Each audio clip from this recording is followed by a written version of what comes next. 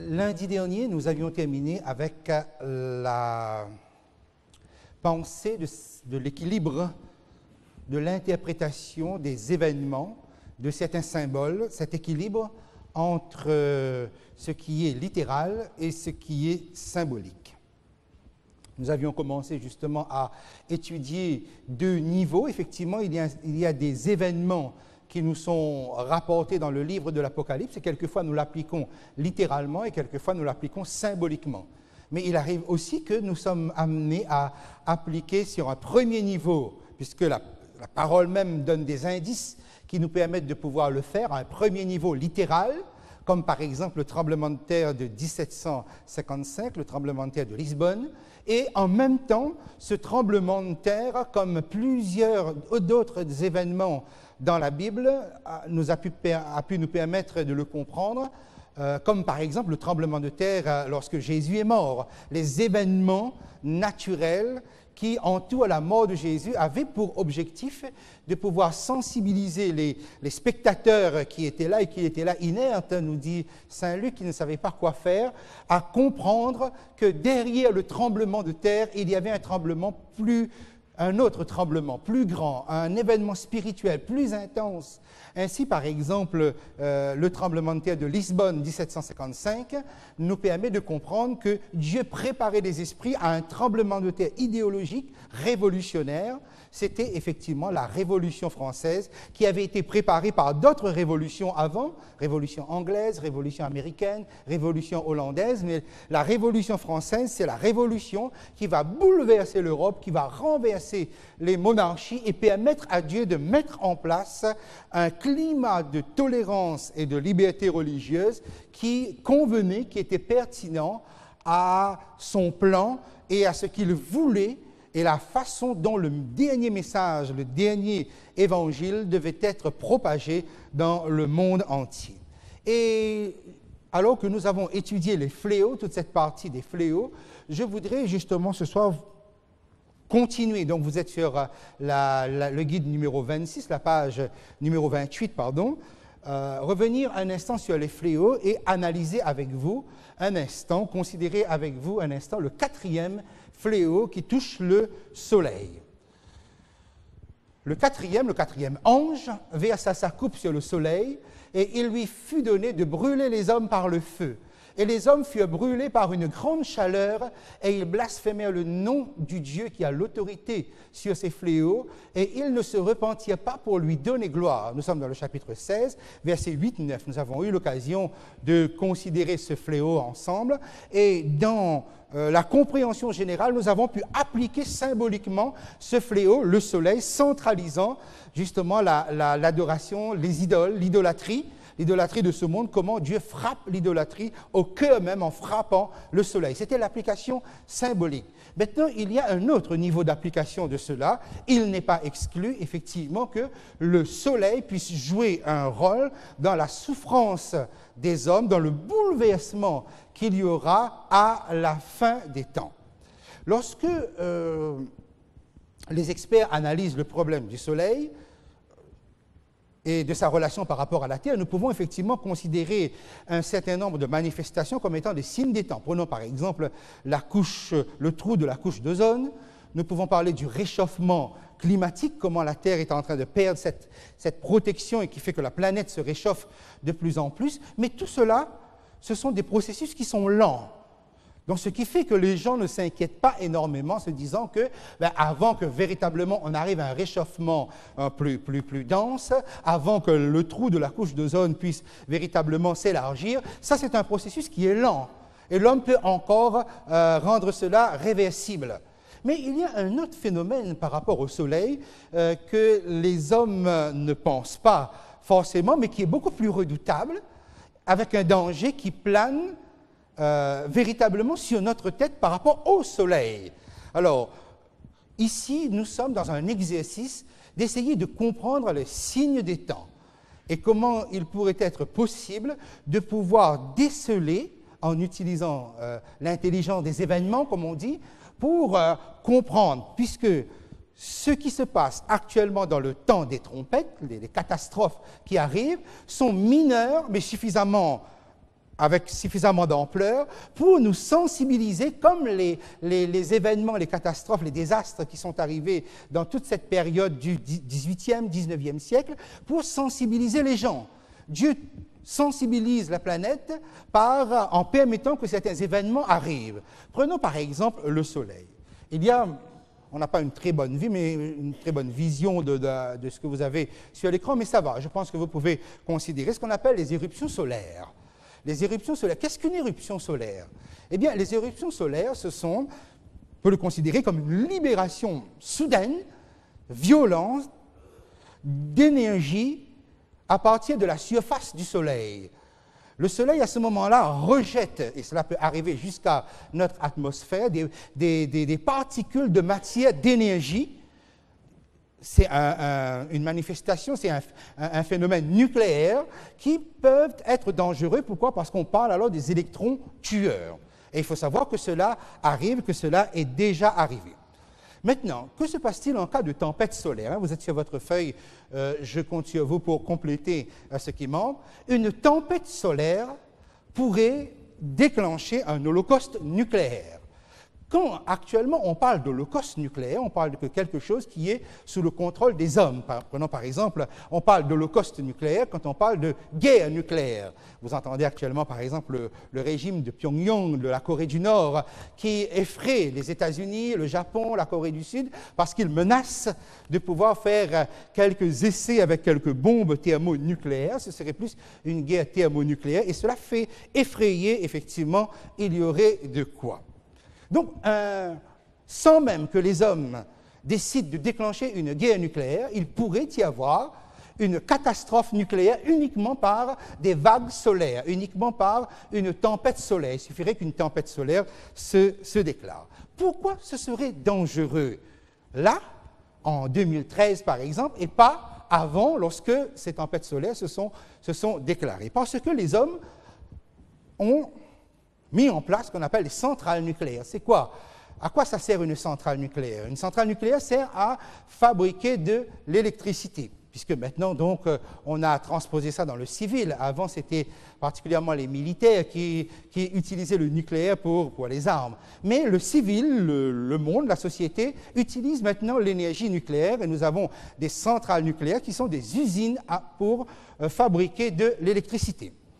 Nous avons, et nous pouvons compter dans le monde, à peu près 440 centrales nucléaires, et nous pouvons dire que l'humanité a à gérer environ 700 réacteurs nucléaires, bien que 200 là-dedans est situé au niveau purement pour des réacteurs de recherche, mais on va dire que l'humanité doit gérer environ 700 réacteurs nucléaires. Alors comment fabrique-t-on de l'électricité avec le nucléaire? Il faut savoir qu'on fabrique aussi l'électricité avec l'énergie fossile, le gaz, le pétrole, voilà, donc ces choses-là qu'on utilise de moins en moins parce pas de moins en moins, mais on estime que c'est polluant et qu'il faut chercher des moyens beaucoup plus propres. Alors, j'ai mis un petit schéma, ne soyez pas effrayés par cela. Voilà comment une centrale nucléaire est plus ou moins constituée. On peut aller faire extrêmement simple. Il s'agit simplement de manipuler l'énergie nucléaire. En fait, c'est de manipuler les atomes qui, ici, se trouvent dans des barres d'uranium. Nous sommes ici avec le réacteur nucléaire et le cœur de ce réacteur. C'est ici qu'on fait ce qu'on appelle le phénomène de la fission. On manipule, je vais dire ça d'une manière extrêmement simple, en manipulant, en jouant avec les atomes de ce noyau d'uranium, on arrive à produire une grande chaleur. Pourquoi? Parce que ça libère beaucoup d'énergie. Avec cette chaleur, on fait bouillir de l'eau. En faisant bouillir de l'eau, ça dégage de la vapeur, une vapeur à très haute température avec une très haute pression. Et cette pression de cette vapeur fait tourner des turbines qui sont ici, et ces turbines entraînent un alternateur qui se trouve là, et c'est cet alternateur qui produit de l'électricité, et ainsi donc vous avez le transformateur, et puis tout un réseau électrique, toute une ville pourrait être éclairée de cette manière-là. Donc vous voyez qu'on manipule ici une chaleur extrêmement dense.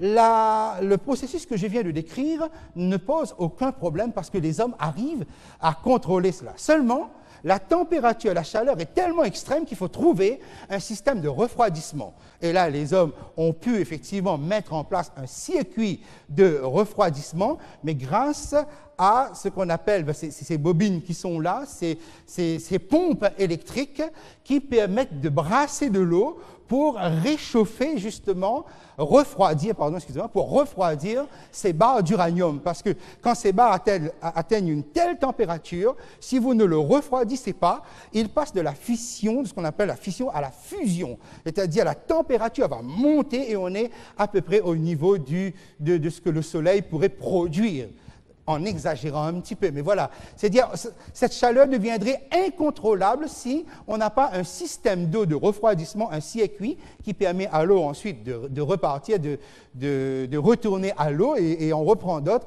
et ainsi donc le système de refroidissement marche. Que se passe-t-il si cela ne se fait pas? Bien, je viens de le décrire, la température monte, on ne contrôle plus l'énergie dégagée par l'uranium et cela devient des déchets radioactifs qu'on ne peut plus faire évacuer par un système de gaz, c'est éjecté directement en tant que déchet. Tant qu'on arrive à refroidir, c'est bon, mais quand on ne peut pas refroidir, eh bien, ça est envoyé dans l'atmosphère et ce sont des déchets radioactifs qui se trouvent là.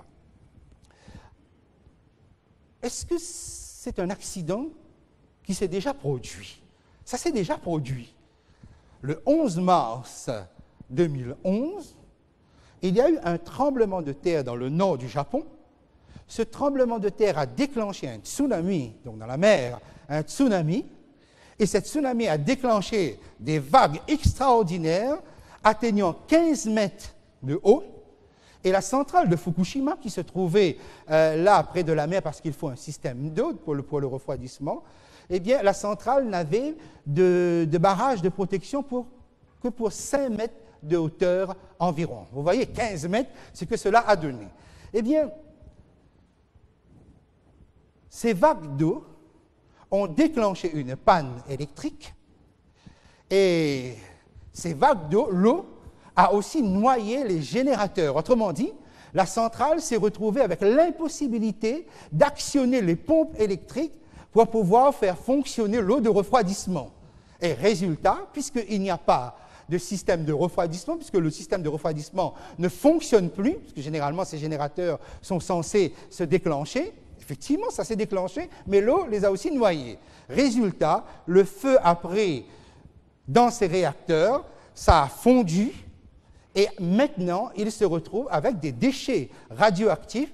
Et c'est par accident maintenant que ces déchets s'échappent soit dans le sol, soit dans l'atmosphère, et il faudrait véritablement faire une longue étude qui les dépasse actuellement pour qu'ils arrivent à saisir l'ampleur du dégât. Il faudra donc encore quelques années pour qu'ils voient où est-ce qu'ils en sont exactement. C'est-à-dire donc, c'est bien, ici, c'est une vague marine, donc suite à un tsunami, qui a déclencher une catastrophe nucléaire, simplement parce qu'on a noyé les générateurs qui n'ont pas pu faire fonctionner les pompes électriques pour faire marcher le système de refroidissement. Ça a chauffé, et jusqu'à présent, ce sont des dégâts. Il faut savoir qu'actuellement, cette catastrophe nucléaire a déjà envoyé 168 fois plus de radioactivité que la bombe de Hiroshima. Alors, vous pouvez imaginer. Alors, je reviens à ce que je disais tout à l'heure. Il existe des vagues géantes solaires, des tempêtes solaires, et que se passerait-il si, au lieu d'une vague, d'un tsunami, vague d'eau, ce serait une vague solaire qui éclaterait, qui se déclencherait? Que se passerait-il exactement par rapport à la Terre? Eh bien, ces vagues solaires auraient des effets de surcharge de courants géomagnétiques, sont des impulsions électromagnétiques très puissantes et qui affecteraient le fonctionnement même de ces centrales nucléaires. Autrement dit donc, quel est le risque qui est là? L'homme ne peut pas contrôler les vagues solaires, les tempêtes solaires.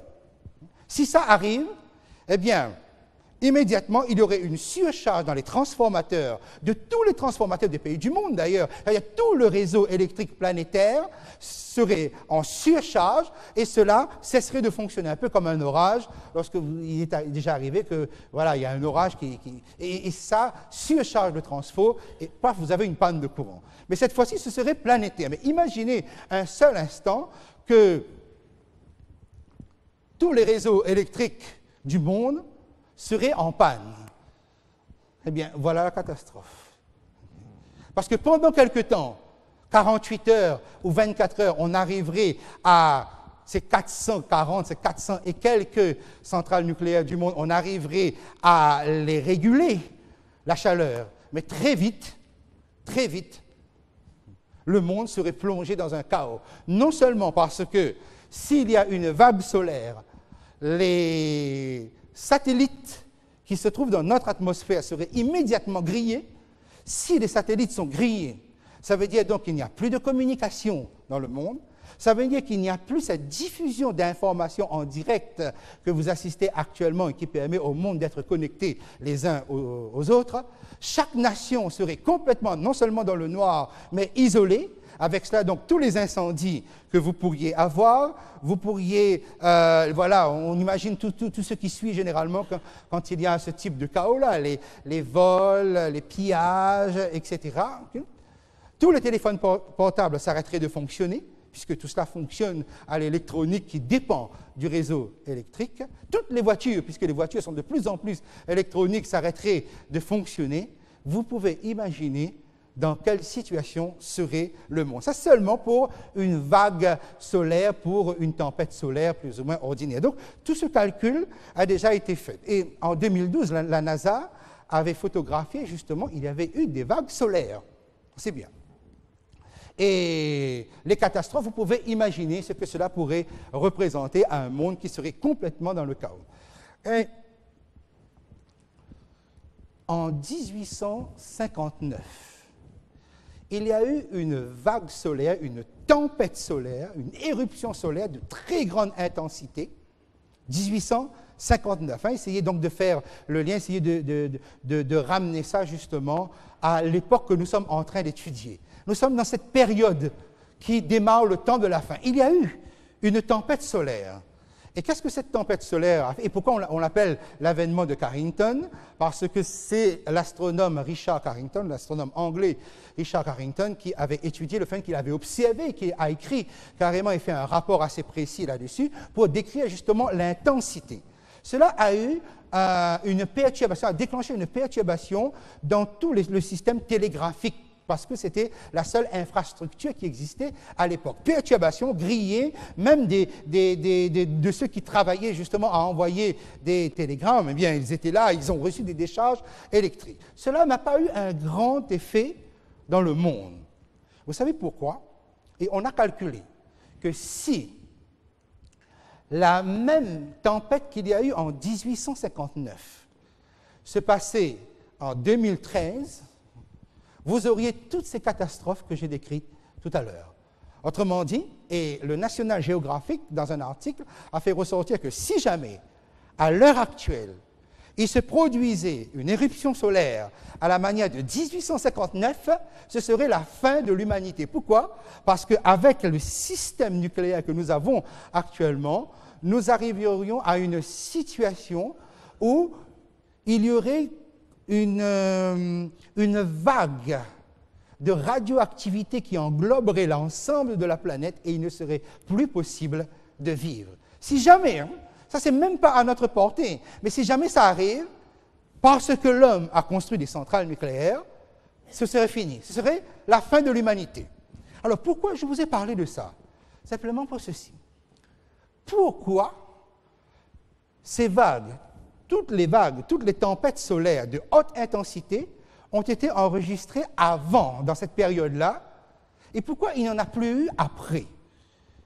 Remarquez bien, toutes les éruptions solaires de grande intensité à la manière de 1859, observées par Carrington, se sont réalisées avant l'ère électronique moderne.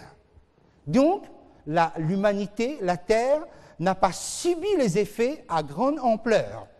Mais si la même chose se produisait là, à notre époque, ce serait fini de l'humanité. Alors la question est, pourquoi ça ne se produit pas? Alors qu'on a observé des phénomènes en 2012, on a observé des phénomènes en 1989, mais pourquoi ça n'atteint pas la même intensité? Vous comprenez maintenant? C'est qu'en réalité, il y a quelqu'un qui est en contrôle de ces éléments de la nature. C'est pourquoi ce n'est pas arrivé. Parce que l'œuvre de Jésus-Christ n'est pas terminée. Donc il ne peut pas y avoir la fin de l'humanité avant que son œuvre se termine. Car si on laisse le soleil, effectivement, peut-être simplement un déclenchement de la nature, et puis c'est fini. Hein? On ne parle même plus de la Terre en l'espace de quelques jours. Or, ça ne s'est pas fait. Pourtant, ça pourrait se faire là ce soir. Ça pourrait arriver, et ce serait fini. Hein? Quelqu'un est véritablement en contrôle de l'histoire. Donc, mes amis, ça ne se fait pas là. Mais il est fort possible, puisque tout à l'heure je vous ai lu le 4e fléau, il est fort possible que lors du 4e fléau, cette histoire, donc ce circuit, ce processus que je viens de décrire, se passe. Puisqu'on parle de ce soleil qui brûlerait les hommes. Et c'est bien le cas. Et ce serait bien le cas si une vague solaire se présenterait. Et permettez-moi, pour ce petit exercice que nous faisons ensemble, puisque nous sommes en train d'essayer de comprendre, il faut que lorsque nous disons « tiens, c'est un signe des temps », nous arrivions à comprendre pourquoi nous le disons. Nous pensons ceci, c'est que la catastrophe de Fukushima est un avertissement qui s'inscrit bien dans la lignée des trompettes. C'est-à-dire, Dieu avertit le monde que une catastrophe bien plus terrible, un désastre bien plus terrible que la centrale nucléaire de Fukushima va se produire. Puisque c'est ça qui s'est passé donc, à l'époque du XVIIIe et du XIXe siècle. Il s'agit pour le monde d'être sensibilisé. Mais c'est extraordinaire. Prenons par exemple les États-Unis. Malgré la catastrophe de la centrale nucléaire de Fukushima, ils n'ont rien fait pour se préparer mieux en cas d'une panne d'électricité, c'est-à-dire qu'il n'y aurait plus de ce circuit de refroidissement que j'ai parlé tout à l'heure. Rien, strictement rien n'a été fait. Les grandes nations ne bougent pratiquement pas alors qu'ils ont l'expérience de Fukushima qui indique que seulement avec une centrale nucléaire, on a autant de dégâts. Mais qu'est-ce que ça donnerait si 100 centrales nucléaires se retrouvaient dans cette situation, dans ce type d'accident nucléaire? Vous voyez? Maintenant, je vais vous dire une chose. Le monde le sait, mais on ne le dit pas. Pourquoi? Parce qu'il ne faut pas vous alarmer. Il ne faut pas faire peur aux gens. Il faut vous rassurer. Les discours politiques, c'est cela. Même si vous écoutez les politiciens japonais, ils ont un discours qui rassure pour dire « Non, nous sommes au contrôle de tout, ne vous inquiétez pas ». Effectivement, donc, on a l'impression qu'ils contrôlent tout, qu'ils gèrent tout. Mais alors, donc je le dis ce soir, après tout ce que je viens de dire, c'est que la catastrophe de Fukushima est un signe précurseur qui se situe dans la lignée des trompettes pour avertir le monde d'un danger beaucoup plus grand que les dangers provenant des centrales nucléaires, et que cela oriente l'attention de l'humanité vers les fléaux. Puisque les fléaux, ça se fait. Ça se fait avec une intensité encore plus grande. Donc nous pouvons dire donc, que Fukushima constitue bien un signe précurseur, un avertissement de Dieu, mais avec des effets atténués, diminués, puisque tout à l'heure je vous ai dit, mais comment ça se fait? Tout récemment, si vous suivez les actualités, vous avez dû apprendre que 22 litres de liquide radioactif sont tombés dans le sol, venant de Fukushima. Pourquoi? Parce qu'ils ne peuvent plus contrôler, ils ne peuvent pas véritablement contrôler, ils contrôlent ce qu'ils peuvent. Il nous appartient, lorsque nous suivons l'actualité, de savoir comment cela s'applique et comment Dieu interpelle la conscience de l'humanité à revenir vers sa parole, à revenir vers lui. Pourquoi? Eh bien parce que, je le répète, 1859, si le même événement se répète, c'est fini. Alors pourquoi ça ne s'est pas répété? Qui est en contrôle de tout? Qui empêche la destruction planétaire? Ça, c'est ce genre d'étude, l'étude du livre de l'Apocalypse, nous permet aussi de comprendre cela. Okay? Voilà. Alors nous allons aller maintenant sur la page numéro 29, c'est-à-dire le guide numéro 29, pour entrer dans le chapitre 17 du livre de l'Apocalypse. Chapitre 17, donc votre guide numéro 29, c'est le chapitre 17 de l'Apocalypse. Dans le chapitre 17 du livre de l'Apocalypse, Dieu va introduire le dernier mouvement adversaire qui s'oppose à lui et à son œuvre. Seulement, quand on va le présenter, ce mouvement, on ne va pas le présenter, on ne va pas le présenter dans ses actions, mais plutôt lorsque ses actions sont finies et que ce dernier mouvement d'opposition à Dieu dans l'humanité, lorsque ce mouvement se trouve être jugé. Ce mouvement que les chapitres 17, 18, 19 appellent la grande prostituée, Babylone la grande ville, la femme, la ville puissante, avec des termes, va constituer, au vu du moment où elle apparaît dans l'histoire de l'humanité, Dieu va en faire une représentation, la représentante de tous les systèmes qui, au cours des siècles, se sont opposés à lui, et particulièrement depuis Babylone, la Babylone antique. Tous ces systèmes, tous les agents que le diable a utilisés pour contrer l'œuvre de Dieu, pour contrer l'influence de Dieu, pour contrer le peuple de Dieu, va à la fin, avant que Jésus ne revienne, être représenté par cette puissance dont nous avons l'iconographie ici. Sur votre feuille, j'ai mis ici les 4 systèmes de représentation qui seront face à Jésus lorsque Jésus reviendra.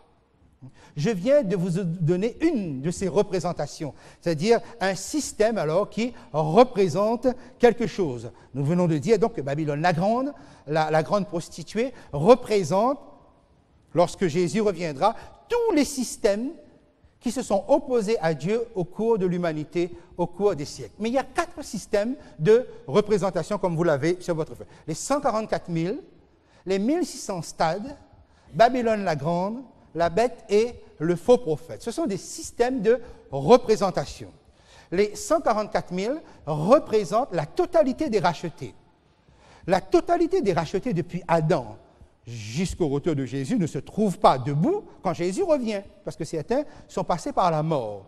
Mais ils sont représentés par des vivants qui sont debout. On les appelle les 144 000. Les 1600 stades représentent la totalité des réprouvés depuis Adam jusqu'au retour de Jésus. La totalité des réprouvés, cette totalité n'est pas présente debout puisque certains sont morts, mais ils sont représentés. Babylone la grande, que nous venons de mentionner et que nous allons commencer à étudier dans le chapitre 17, représente, ce que je viens de dire, la totalité des systèmes qui se sont opposés à Dieu depuis particulièrement 6e siècle avant Jésus-Christ, Babylone de l'Antique. Mais il faut remonter à bien plus loin, l'Égypte, etc. Tous ces systèmes sont morts, tous ces systèmes n'existent plus. Mais Dieu a besoin d'une représentation de ces systèmes. Jusqu'à présent, nous avons des individus. Maintenant, ce sont des systèmes qui sont représentés et que Jésus va détruire par l'éclat de son avènement. La bête et le faux prophète ont un sort à part, un sort un peu spécial, puisqu'ils sont jetés dans les temps de feu et du soufre. Ils représentent la totalité, ils vont représenter la totalité des forces du mal, le diable et ses anges. C'est-à-dire, lorsque Jésus revient, le diable et ses anges ne sont pas éliminés, ils ne sont pas détruits, puisqu'ils sont détruits après les 1000 ans. Mais pour eux, pour ces forces qui agissent sur l'humanité, au retour de Jésus, il y a une représentation de ces forces. D'ailleurs, au chapitre 21, vous verrez que la bête et le faux prophète partagent le même sort final que le diable, puisque le diable est jeté dans l'étang de feu et de soufre, là où se trouvent la bête et le faux prophète. Donc, ils ont comme un sort à part. Vous remarquez donc, quand Jésus revient, il y a face à lui 4 systèmes de représentation. Ceux qui sont debout, mais qui sont rachetés, qui représentent la totalité des rachetés. Ceux qui sont debout, mais qui sont perdus, mais qui représentent la totalité des perdus. Le système qui est là et qui s'oppose à Dieu avec une manière extrêmement violente à la fin des temps, qui représente la totalité des systèmes jusqu'à présent, donc avec un mûrissement, une maturité inouïe. Et la bête et le faux prophète, eux, ils représentent les forces du mal qui seront détruits, puisque eux, ils seront détruits à cet instant même. OK? Voilà, eh bien, nous allons, puisque si vous avez bien saisi ces 4 systèmes de représentation lorsque Jésus arrive, nous allons essayer maintenant de cerner le système final qu'on nous propose dans le chapitre 17. Les versets 1 à 5 de votre Bible, l'Apocalypse, que je vous invite à prendre avec moi, l'Apocalypse.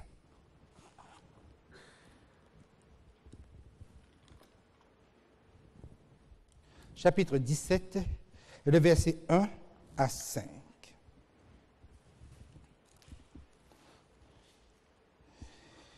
Je lis, puis un des 7 anges qui tenait les 7 coupes, vous voyez le lien tout de suite, il s'agit donc d'un des 7 anges qui tenait les 7 coupes, c'est-à-dire donc les fléaux en rapport avec les fléaux. En fait, c'est le 7e ange que nous avons au verset 17 du chapitre précédent.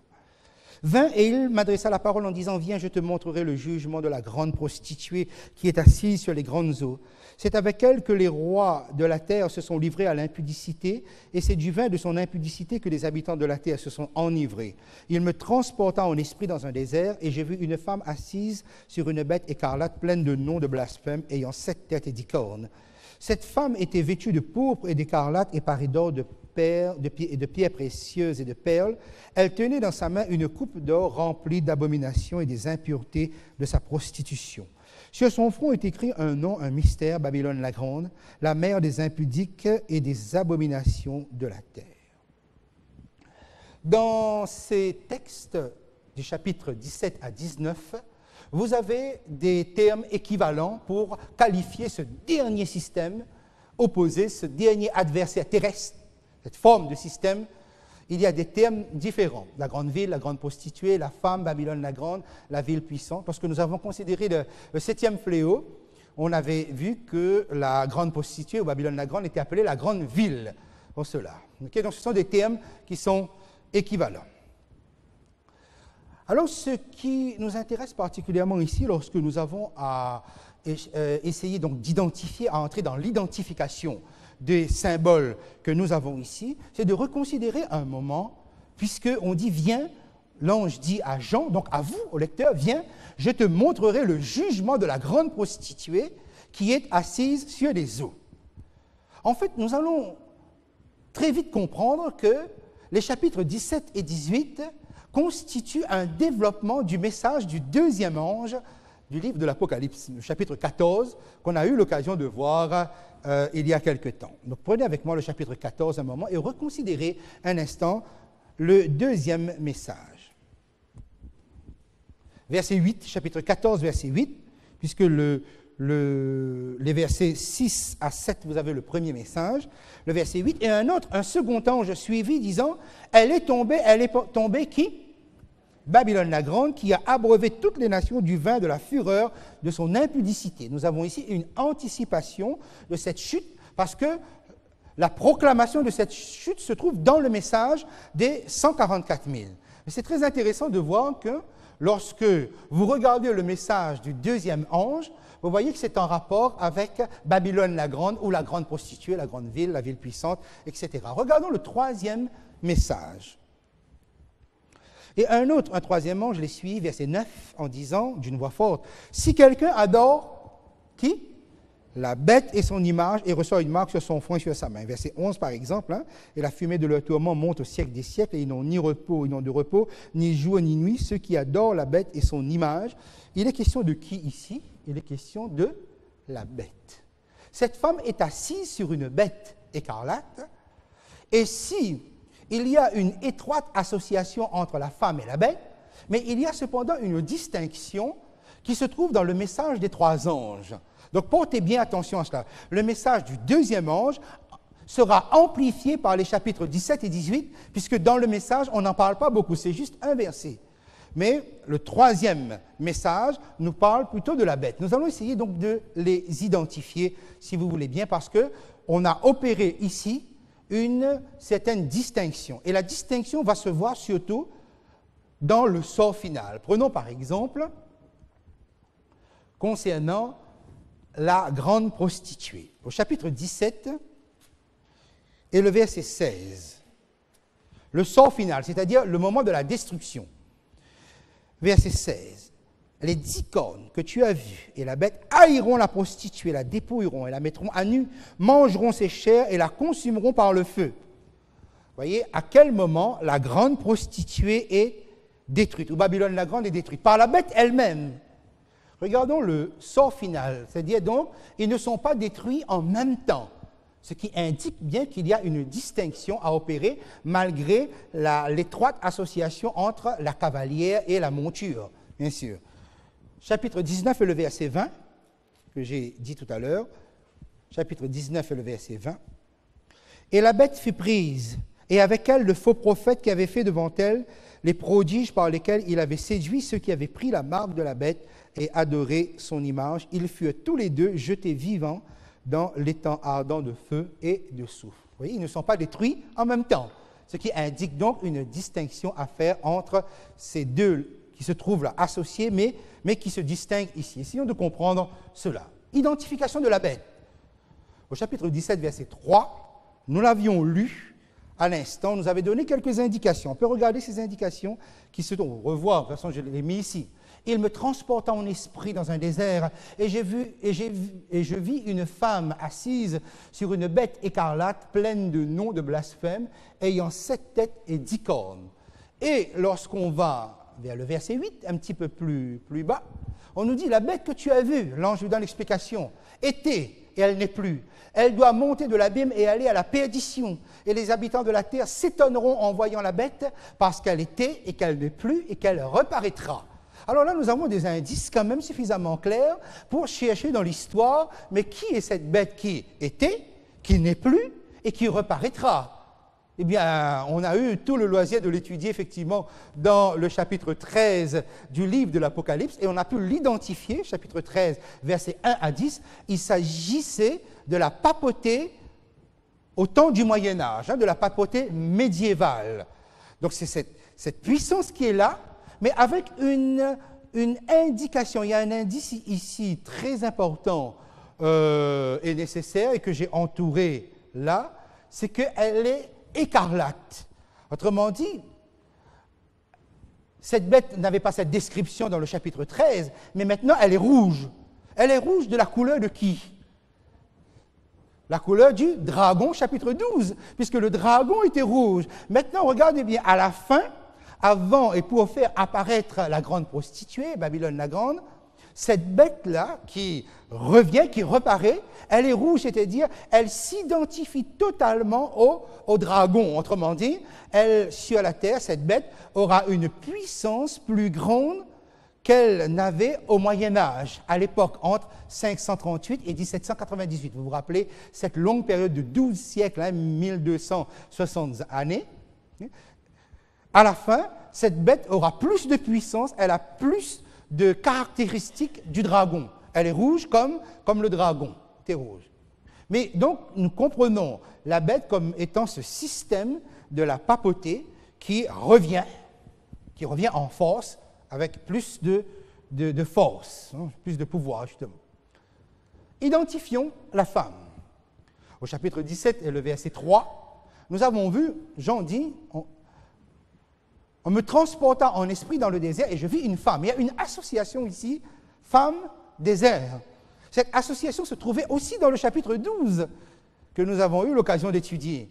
Et cette femme qui était dans le désert, cette femme qui s'enfuit dans le désert, c'était qui? C'était L'Église de Jésus-Christ, son épouse, qui s'enfuit. Donc, cette association femme-désert nous permet de comprendre qu'en fait, cette femme qui est ici et qui monte une bête écarlate, c'est une Église chrétienne. Je ne sais pas si c'est un pléonasme, ça dépend sous quelle langue on le prend, mais c'est véritablement un mouvement chrétien qui s'apparente à l'Église chrétienne. Voilà la forme qu'elle aura. Ce sera une Église. Continue. Mais on dit prostituée. On l'appelle la grande prostituée. Prostituée, c'est un langage que tous les prophètes de la Bible comprennent. Et comme Jean, l'apôtre Jean est un prophète, il comprend immédiatement le sens. C'est qu'en fait, la prostituée, c'est le peuple de Dieu, mais le peuple de Dieu dans l'adultère. Le peuple de Dieu qui se corrompt. Le peuple de Dieu dans l'immoralité. Il s'agit donc, si c'est une église, il s'agit d'une église de compromis. Il s'agit d'une église corrompue. Okay? On poursuit. Pas de souci. Comprendre donc que cette grande prostituée représente le christianisme qui va dominer le monde à la fin des temps. Le christianisme dominant à la fin des temps. Continuons les caractéristiques de cette femme. Nous avons lu au verset 4, on nous dit qu'elle était vêtue de pourpre et d'écarlate.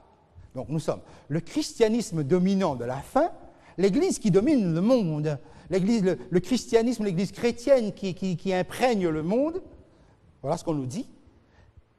Littéralement, et c'est intéressant lorsque vous regardez un moment la phrase comme elle est rédigée dans le texte. Elle était, ayant été revêtue. C'est-à-dire, si elle est vêtue de pourpre et d'écarlate, c'est parce que au préalable, on a une puissance supérieure à elle, l'a revêtue de pourpre et d'écarlate. C'est un langage qu'on utilise généralement pour la justification par la foi. On dit que nous sommes ayant été revêtus de robe blanche.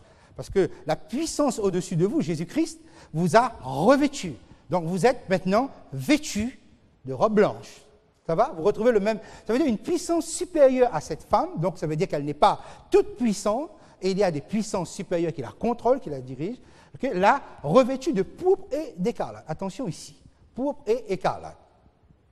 Si elle a été revêtue, si une puissance supérieure là, cette femme est donc un instrument, cette prostituée, cette église, ce système, ce mouvement, donner des termes interchangeables ici, a été fabriqué pour séduire et pour exécuter. Pour séduire qui? Les rois, la planète, les habitants de la terre, mais pour exécuter surtout. Exécuter quoi? Exécuter l'ordre que ses supérieurs lui donnent. On va lui confier une mission spéciale à la fin. Donc, on distingue ici l'Église chrétienne qui va s'imprégner partout, qui va s'infiltrer partout dans le monde avec une mission qu'on lui donne. Et il a été revêtu. Attention aux symboles qui sont ici, parce que nous apprenons un petit peu à détecter ces symboles qui sont là. Alors écoutez bien. Il y a pourpre, écarlate, et il y a une autre couleur qui est sur elle, le fin lin. Allons un instant très rapidement dans le chapitre 18 et le verset 16. Vous allez voir, lorsque le chapitre 18 d'ailleurs ne parle que de la grande prostituée et de son jugement, regardez le verset 16, on l'appelle la grande ville.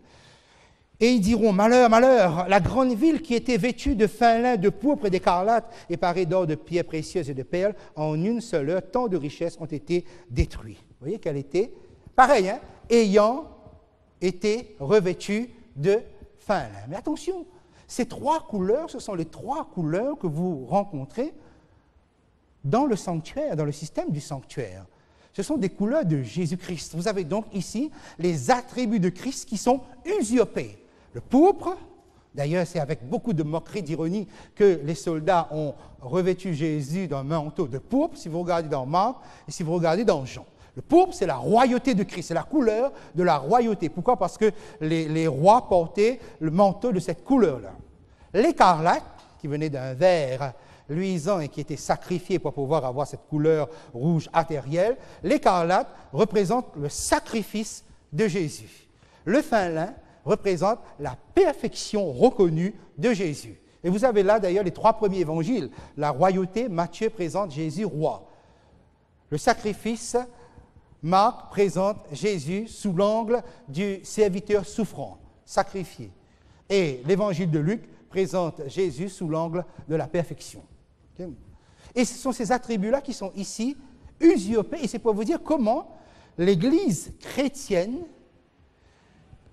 cette Église qui va imprégner et s'infiltrer et infiltrer l'humanité entière, aura vraiment toutes les apparences de Jésus-Christ.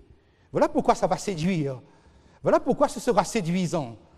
Parce que Jésus, même imité, est séduisant.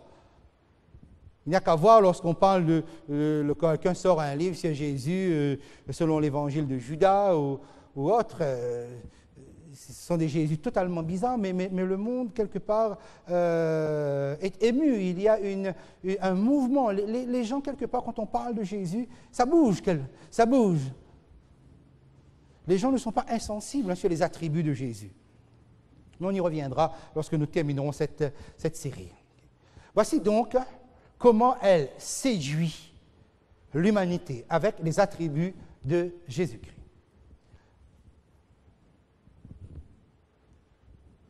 Les caractéristiques de la femme ayant été dorées. Même chose, toujours. C'est pour ça que j'ai parlé tout à l'heure de fabrication. C'est quelque chose qu'on fabrique, que l'humain fabrique. Voilà pourquoi nous pouvons donc comprendre qu'il s'agit bien d'une idole. Il s'agit d'une idole qui se présente comme une église chrétienne. C'est la confection d'une idole. Mais, quand vous la voyez, de la manière dont on avait lu ici, on donne une description à la manière d'une fête. La façon dont elle est habillée, la façon dont elle est parée, et la coupe qu'elle tient dans sa main, et c'est avec ça, donc, comme si elle passe avec tout le monde, et dans une ambiance de fête, elle fait boire son vin à tout le monde, et tout le monde est dans un état d'ivresse. De quoi il s'agit? Qu'est-ce qu'on veut nous dire? C'est que, attention mes amis, parce qu'à la fin, il y aura une illusion de fête et de joie, une illusion religieuse et spirituelle. Et le monde va aimer ça. Le monde va être ivre de cela. C'est l'ivresse de telle religion qui ressemble à une fête, qui ressemble à de la joie. C'est cela, en fait, finalement, ce type de séduction. Et on va dire, mais c'est Jésus, c'est l'amour de Jésus, c'est véritablement, voilà, la personne attractive de Christ lui-même. Mais tout cela va être présenté sous des dehors festifs. Festifs, donc fête. Voilà ce qu'on nous présente. Maintenant, concernant le nom de cette femme et la filiation maternelle qui se trouve là, nous étions dans le verset 5 que j'ai lu tout à l'heure, sur son front est écrit un nom, un mystère, hein, Babylone la grande, la mère des impudiques. Là où vous avez impudique, il s'agit donc de prostituées, la mère des prostituées. C'est le mot prostituée qui est ici, hein, le mot porneia, et des abominations de la terre. On l'appelle ici Babylone la grande. C'est la première fois qu'on l'appelle, qu'on la désigne comme telle, Babylone la grande. On avait ça par anticipation dans le message du deuxième ange. Alors, regardons les caractéristiques ici. Babylone la grande se trouve dans l'Ancien Testament avec Nebuchadnezzar. Le moment où Dieu fait comprendre à Nebuchadnezzar qu'il est un arbre verdoyant et que toute l'humanité vient se nourrir à son arbre. Donc, toute l'humanité dépend de lui, justement, pour être nourrie. Et Nebuchadnezzar, n'est-ce pas moi, ou n'est-ce pas ici Babylone la grande que j'ai bâti, que j'ai construit? Finalement, il s'élève, c'est l'orgueil, c'est l'arrogance, et il y a là le prophète Daniel qui lui dit non. Okay? C'est une gloire qu'il faut donner à Dieu, pas à toi-même. Et voilà comment le nom Babylone la grande est apparu. C'est-à-dire, dès lors que l'homme va s'enorgueillir d'être en position de force et de penser que l'humanité dépend de lui pour sa subsistance religieuse et spirituelle. Parce que c'est de là qu'il s'agit, c'est ça qu'il s'agit à la fin. C'est que finalement, cette prostituée va placer l'humanité sous sa dépendance spirituelle et religieuse. Pour être nourrie, pour avoir de la subsistance, il faudra prendre ça d'elle. Et elle sera arrogante, effectivement, dans le chapitre 18. On la voit là, assise en reine, dire « jamais rien de grave va m'arriver, tout va bien se passer ». Voilà, c'est ce discours toujours rassurant. Alors pensez ceci. Donc le nom Babylone la grande vient de cela, de l'orgueil qu'aura cette structure de pouvoir dire « je tiens l'humanité dans ma main sur le plan religieux et sur le plan spirituel. Et ce sera une réalité, hein. En dehors des rachetés de Dieu, ce sera une réalité. Attention, ça ne s'arrête pas là. On l'appelle la mère. La mère décrit un lien de filiation et de dépendance. Mais quand vous dites la mère à cette époque, c'est le respect et c'est la reconnaissance de l'autorité. Mais la mère des prostituées. Et c'est là que nous comprenons qu'en dehors de la grande prostituée, il existe d'autres prostituées. D'autres, donc, mouvements religieux, chrétiens ou non chrétiens, que j'ai fait mettre sur votre feuille, mais qui va se référer à la religion mère, qui va donc revendiquer un lien de filiation avec cette grande prostituée, devenant à leur tour donc des prostituées. Autrement dit, qu'est-ce que cela donne? Ça donne donc une association de tous les systèmes religieux par filiation. Autrement dit, il y aura une église chrétienne mère, avec toutes ces abominations, sa coupe de vin qui enivre, et puis d'autres mouvements religieux qui vont se rattacher, et tout cela va créer un seul mouvement religieux. Et on va revendiquer cette filiation-là. C'est là que nous avons ici. Ce sera terrible, hein, vous savez, lorsque les forces se regroupent, c'est toujours un danger pour les enfants de Dieu. Toujours. Voilà pourquoi Dieu maintient cette division. D'ailleurs, quand il intervient après, c'est pour diviser. Quel est l'objectif, quelle est l'action de cette femme, verset 6? Et j'ai vu cette femme ivre du sang des saints et du sang des témoins de Jésus. Autrement dit, donc, nous voyons bien là, elle a une action contre. Elle n'a pas simplement une action pour l'humanité, nourrir l'humanité religieusement, spirituellement, mais elle se définit aussi contre les enfants de Dieu, contre les fidèles, contre les 144 000, etc. Et ce sera véritablement une répression sanglante lorsque vous la voyez ivre. Ivre, ça veut dire quoi? Ça veut dire qu'elle est devenue alcoolique, elle est devenue dépendante, elle a besoin, elle a soif du sang des saints, elle a soif du sang des fidèles. Vous voyez comment, finalement, les choses se mettent en place. Et nous comprenons donc que Babylone la Grande émerge avant la fin du temps de grâce, de par cette persécution que nous voyons ici. Donc, elle émerge avant. Donc, c'est véritablement un danger qui va se présenter avant que Jésus ne quitte le lieu très saint du sanctuaire céleste. Donc, nous pouvons résumer la chose ici, les deux niveaux d'un même système, puisqu'on ne peut pas vraiment dissocier, comme je vous ai dit tout à l'heure, la bête et la cavalière qui est dessus. Cette bête, donc, c'est l'ancienne papauté romaine qui revient, mais en force, différente. Et c'est cette bête-là qui devient à son tour la source de puissance, puisque la femme va puiser sa puissance, son pouvoir, son autorité de cette bête, la prostituée. Donc, support principal d'un nouveau système chrétien. Le système chrétien, je l'ai décrit tout à l'heure, il n'y a pas seulement la religion mère, mais il y a tous les autres mouvements qui vont s'affilier et soutenus par cette puissance-là, mais ça ne ressemblera plus à ce qu'elle a été avant. Et cela ne ressemblera pas non plus à ce qu'elle est maintenant. C'est-à-dire, nous sommes en train de parler des choses qui sont devant nous, en fait, qui ne ressemblent pas à ce que nous sommes en train de vivre. Pourquoi? Rappelez-vous ce que nous avons dit depuis le 19e siècle. Dieu a imposé la tolérance et la liberté religieuse dans le monde. Donc tout le monde, politique y compris, comme les religieux, ils sont obligés de se comporter par rapport à cela. Donc il n'y a pas de danger véritablement. Ce n'est pas la même forme que nous verrons. Mais l'intensification de la crise va bouleverser le comportement humain. Les humains vont changer.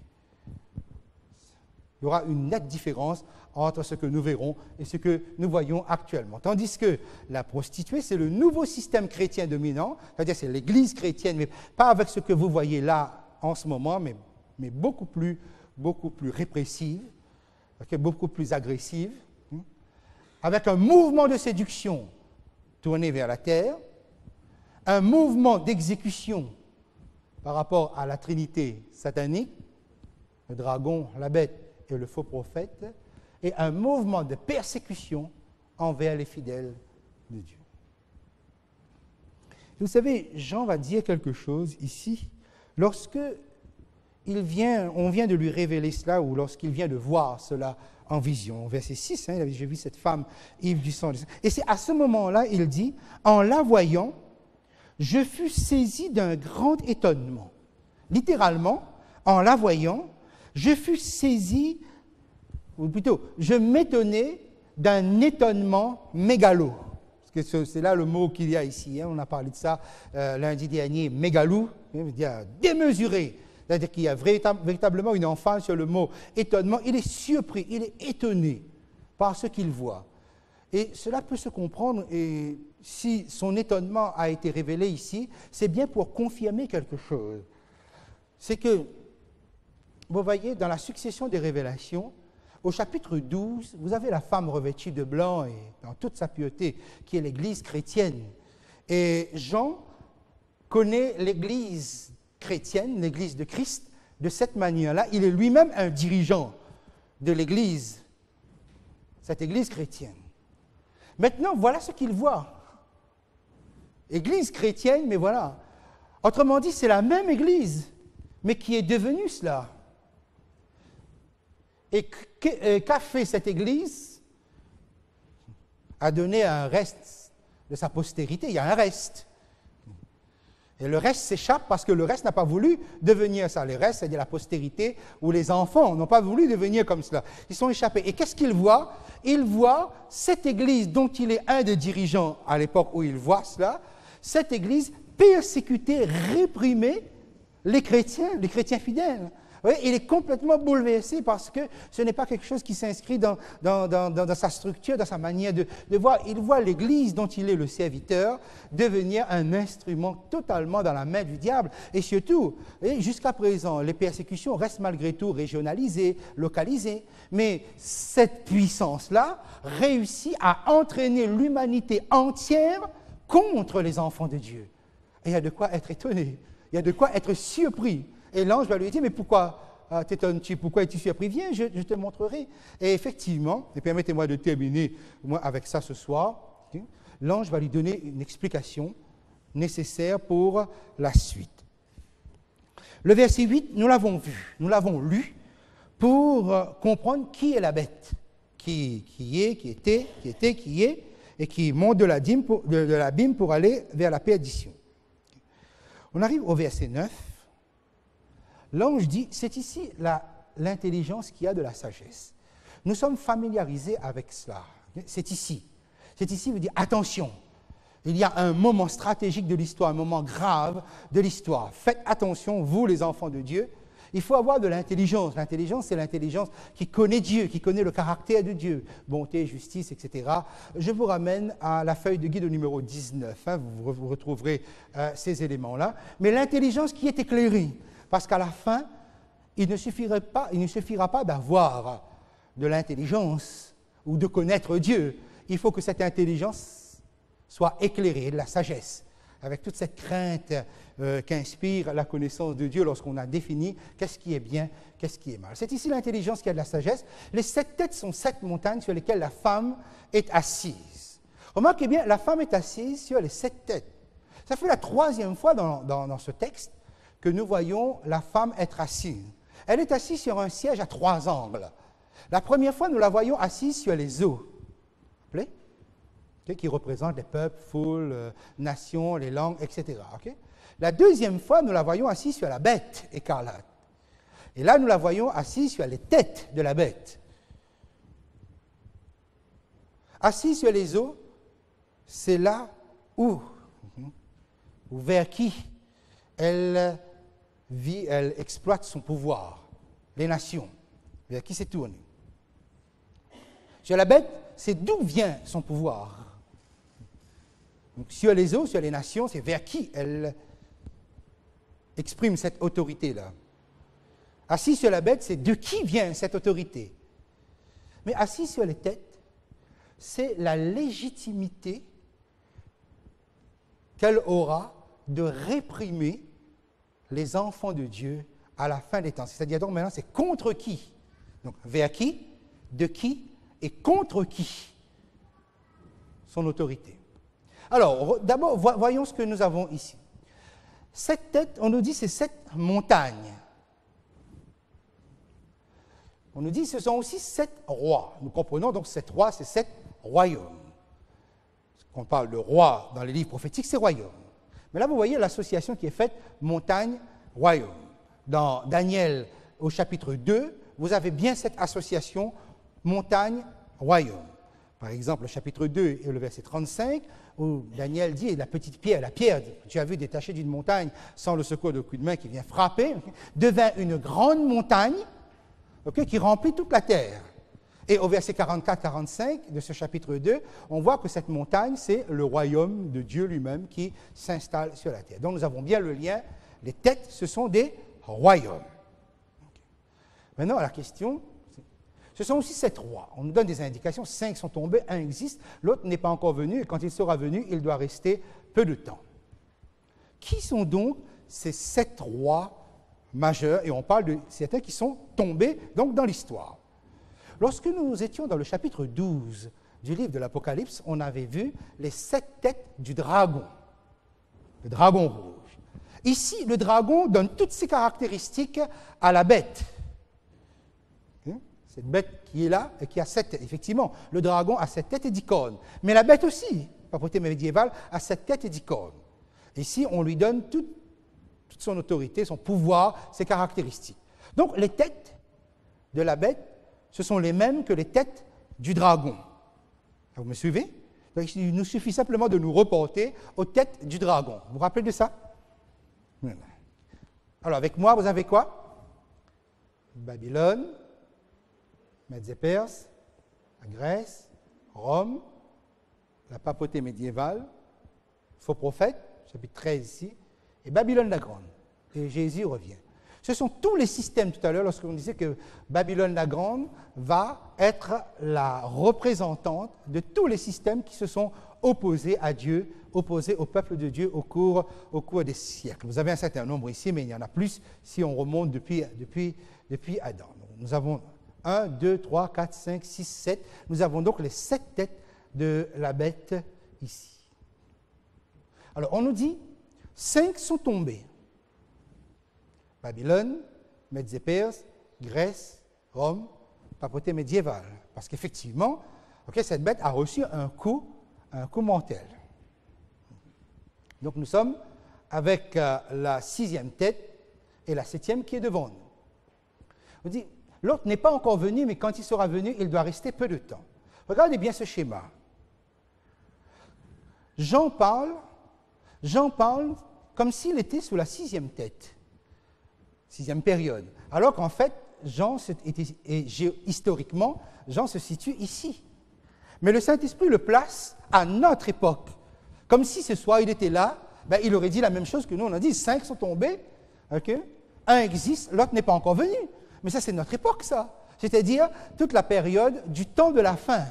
Et pourquoi Jean est placé ici et non pas textuellement, il aurait dû être là. Historiquement, il est ici. Textuellement, il aurait dû se placer. Pourquoi il est placé à notre époque? Je pense pour 2 raisons. La première raison, c'est que c'est dans cette période du temps de la fin, vous vous rappelez, c'est là que se débloque la connaissance de la prophétie. Les livres de Daniel et de l'Apocalypse sont mieux compris, les prophéties sont mieux comprises, beaucoup étudiées, et il y a une lumière qui éclate à partir du 19e siècle. Et c'est là, justement, on comprend, et c'est effectivement dans cette période que les gens peuvent comprendre ce langage. 5 sont tombés, 1 existe, puisque tous se trouvent sous la coupe. Nous sommes dans la période du faux prophète. Vous vous rappelez tout ce qu'on avait dit par rapport aux États-Unis et tout le mouvement chrétien qui émane de là. Nous sommes là, et Jean est situé ici. Et la deuxième raison, je pense, si on a placé Jean ici, c'est à cause de l'extrême difficulté du temps qui précède le scellement, ou qui se situe dans le scellement, avant que la fin n'arrive. Jean souffrait assez pour pouvoir nous transmettre dans la douleur de l'obéissance, de la fidélité, de la foi, ce que c'est que tenir dans une époque aussi extrême. Mais voilà, Jean est placé ici. Ça va? 5 sont tombés, 1 existe, et l'autre n'est pas encore venu. Cet autre, c'est ce que nous avons vu identifié dans le chapitre 17. Mais le texte poursuit. Et la bête qui était, qui n'est plus, verset 11, est elle-même un 8e roi, et elle est du nombre des 7, et elle va à la perdition. Vous remarquez qu'on parle de la bête qui était, qui n'est plus, qui est un 8e roi du nombre des 7, et elle va à la perdition. Reprenons notre schéma. J'ai fait pour vous un seul schéma pour ne pas trop compliquer votre feuille. Les 5 qui sont tombés sont ici. On nous dit, vous avez le 7e là. Il y a un 8e roi. La bête qui est là, mentionnée ici, est un 8e roi. Mais cette bête, nous l'avons étudiée, soutient la grande prostituée. Elle-même, la bête, à un moment donné, elle détruit son propre système. Elle détruit la grande prostituée. Elle subsiste. Elle devient un 8e roi. Elle est elle-même un 8e roi. Effectivement, lorsque Jésus revient, la bête et le faux prophète subsiste, le faux prophète, les deux sont jetés dans les temps de feu et le souffle comme on a dit. Et elle est du nombre des 7.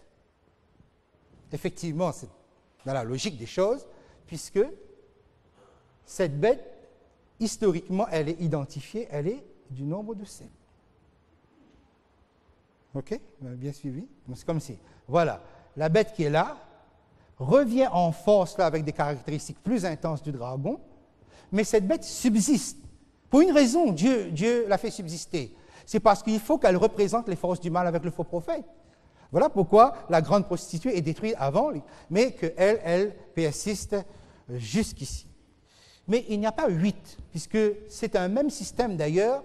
Lorsque la grande prostituée est détruite, la bête n'a plus d'action, si ce n'est qu'elle est là avec le faux prophète pour être détruite. D'ailleurs, le mot 8 dans la Bible, c'est plus un complément du mot 7. Dans la tradition, okay, le 8 exprime que quelque chose s'est clôturé. Le 7 exprime ce qui est clôturé. Le 8 exprime que quelque chose est terminé. Voilà pourquoi, par exemple, que dans l'Église catholique, on appelle le premier jour de la semaine jour 8e. Pourquoi? Parce que le dimanche est considéré comme un jour numéro 8 qui indique que le 7e est passé. Si vous regardez par exemple dans Lévitique 23, verset 36, vous verrez que la fête des tabernacles est à peu près dans le même système. Il y avait 7 jours en l'honneur de l'Éternel, et le 8e était aussi un sabbat, devait être un sabbat, qui indiquait que les 7 jours étaient passés. Donc lorsque nous sommes ici, ça veut dire que Dieu en a bien fini avec tous les systèmes. Dieu en a fini. Tout ce qui reste à faire, c'est un système, tout ce qui reste devant lui, c'est des représentations, et il va en finir avec les représentations. Mes amis, peut-être que c'est là que nous voyons, ces choses nous sont décrites, non pas uniquement pour satisfaire une curiosité de symbole, une curiosité à satisfaire au niveau des détails ou des informations. Pourquoi avoir ajouté le chapitre 17-18 alors qu'on avait fini le septième fléau? Simplement ceci. C'est que ces détails, ces informations sont données pour nous habituer à l'œuvre de jugement quand c'est Dieu qui est aux commandes. Pourquoi? Parce que votre cheminement ne s'arrête pas au retour de Jésus. Quand Jésus revient, il y a encore un ministère que vous aurez à accomplir. Et c'est un ministère du jugement. Ce n'est plus Dieu qui va juger, c'est vous qui allez juger. Comment pouvez-vous juger si vous n'avez pas suffisamment d'éléments d'information, mais pas seulement cela, mais si vous n'avez pas la mentalité de comprendre, mais qu'est-ce qui s'est passé véritablement? Ce qui s'est passé véritablement, c'est que Dieu avait été jeté dehors par l'homme et par son péché, et que l'humanité n'a pas reconnu, ne reconnaît pas sa légitimité. C'est une histoire du monde qui se construit sans Dieu, sans référence, sans paramètre à Dieu. Donc ça veut dire que l'acceptation du Créateur ne se fait pas de manière naturelle. Le diable lui-même avait contesté la légitimité de Dieu. L'homme sur la terre a contesté la légitimité de Dieu. Tout au long de l'histoire, on ne cesse de contester la légitimité de Dieu. Et voilà, maintenant, c'est Dieu qui intervient et qui fait aboutir, qui termine l'histoire du monde. Une histoire qui s'est faite sans lui se termine sous son impulsion. Il va falloir justifier ça devant l'humanité. Avec quelle légitimité Dieu vient et entre comme ça dans une histoire où les acteurs de cette histoire l'avaient expulsé. Vous voyez, c'est le jugement qui remet ça en. Parce qu'on peut dire, mais Dieu, si tu dis, on va te suivre, on va t'obéir. Non, ça ne suffit pas. Vous n'avez pas remarqué dans le chapitre 17, l'ange dit, viens, je te montrerai. Après, il dit, pourquoi tu t'étonnes? Viens, je te dirai. Parce qu'il faut nous dire, parce qu'il faut nous montrer, parce qu'il faut nous expliquer. Et ces chapitres ont été ajoutés pourquoi? Pour vous former à être en mesure de justifier pourquoi Dieu est intervenu. Parce que dire seulement « je suis Dieu » et obéissez, on sait, le diable avait entendu ça, Lucifer avait entendu ça. Vous avez vu ce que ça a donné. Il va falloir qu'on explique. Il va falloir que nous soyons aptes, en mesure de pouvoir occuper ce siège de juge pendant les 1000 ans. Et tous ces détails sont là parce que Dieu vous fait déjà entrer dans cette éternité-là. Parce que vous n'appartenez plus à cette mentalité terrestre. Vous appartenez à un autre système, le système céleste.